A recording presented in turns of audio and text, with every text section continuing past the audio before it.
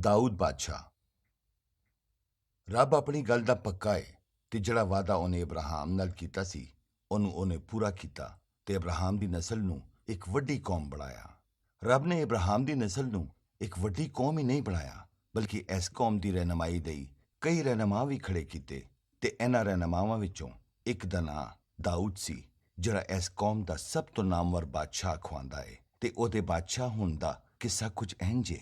ਇੱਕ ਦਿਹਾੜੇ ਰੱਬ ਨੇ ਆਪਣੇ ਇੱਕ ਨਬੀ ਨੂੰ ਇੱਕ ਛੋਟੇ ਜਿਹੇ ਪਿੰਡ ਵਿੱਚ ਘੱਲਿਆ ਜਿਹਦਾ ਨਾਂ ਬੈਤੁਲਹਮ ਸੀ ਤੇ ਕਿਹਾ ਕਿ ਉੱਥੇ ਯਸੀ ਨਾਂ ਦੇ ਇੱਕ ਬੰਦੇ ਨੂੰ ਮਿਲ ਤੇ ਉਹਨੂੰ ਕਹਿ ਕਿ ਮੈਂ ਉਹਦੇ ਪੁੱਤਰਾਂ ਵਿੱਚੋਂ ਇੱਕ ਨੂੰ ਆਪਣੇ ਲੋਕਾਂ ਯਾਨੀ ਬਨੀ ਇਸਰਾਈਲ ਦਾ ਬਾਦਸ਼ਾਹ ਬਣਾਉਣ ਲਈ ਚੁਣ ਲਿਆ ਏ।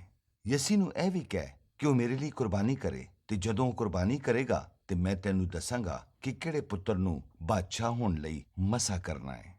ਸੈਮੂਅਲ ਨਬੀ ਨੇ ਰੱਬ ਦੇ ਹੁਕਮ ਦੇ ਮੁਤਾਬਕ ਸਭ ਕੁਝ ਕੀਤਾ। ਜਦੋਂ ਸੈਮੂਅਲ ਨਬੀ ਨੇ ਯਸੀ ਦੇ ਵੱਡੇ ਪੁੱਤਰ ਨੂੰ ਵੇਖਿਆ ਤੇ ਆਪਣੇ ਦਿਲ ਵਿੱਚ ਕਿਹਾ, ਲੱਗਦਾ ਹੈ ਰੱਬ ਨੇ ਇਸ ਜਵਾਨ ਨੂੰ ਬਾਦਸ਼ਾਹ ਹੋਣ ਲਈ ਚੁਣਿਆ ਹੈ।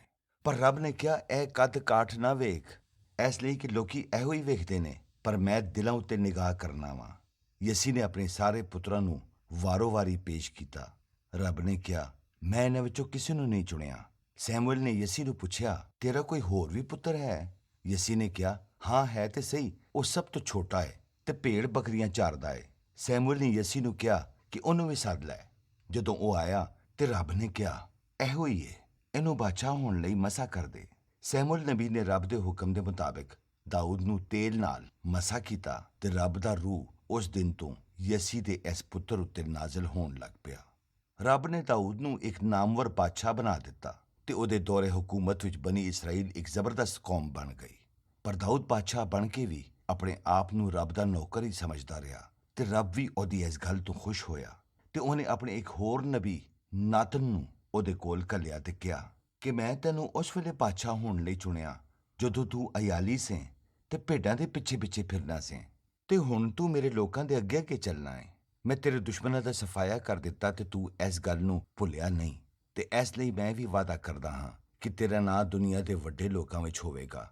ਮੈਂ ਤੇਰੀ ਬਾਦਸ਼ਾਹੀ ਨੂੰ ਕਾਇਮ ਰੱਖਾਂਗਾ ਤੇ ਤੇਰੀ ਨਸਲ ਸਦਾ ਰਾਜ ਕਰੇਗੀ।